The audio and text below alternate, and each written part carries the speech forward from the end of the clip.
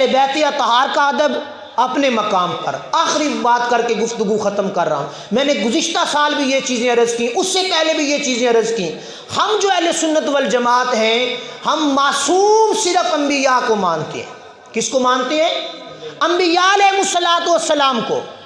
باقی سب لوگ، وہ صحابہ کرام ہیں یا اہل بیت ہیں، ازواج مطہرات ہیں، وہ محفوظ ہیں، معصوم نہیں ہے۔ یہ چیز ہمارے عقائد کے اندر، اس چیز کو یاد رکھنا ہے۔ کوئی کہہ دے کہ صحابہ یا حضرت علی المرتضیٰ کے بارے میں آج لوگ کہتے ہیں کہ معصوم ہیں، انبیاء سے بڑھ کر شانیں علی المرتضیٰ رضی اللہ تعالیٰ عنہ کی بیان کی جاتی ہیں۔ ہم ایسی شانوں کو نہیں مانتے، ہم ان شانوں کو مانتے ہیں جو محبوب نے عطا فرمائی، جو محبوب علیہ السلام نے درجے دیے۔ ان سب درجوں کو ماننا یہ ہمارے ایمان کا حصہ ہے۔ کوئی کہے کہ نبیوں سے ہی بڑھ کر حضرت علی المرتضیٰ کی شان ہے تو ہم اس کو قطعاً کسی صورت بھی نہیں مانیں گے۔ حضرت علی المرتضیٰ داماد مصطفیٰ ہیں۔ کون ہیں؟ داماد مصطفیٰ ہیں۔ اور ابو بکر صدیق رضی اللہ تعالیٰ عنہ، ابو بکر صدیق رضی اللہ تعالیٰ عنہ سسر مصطفیٰ ہیں۔ اب ایمان سے یہ بات بتانی ہے، داماد کا مرتبہ زیادہ ہوتا ہے یا سسر کا مرتبہ زیادہ ہوتا ہے؟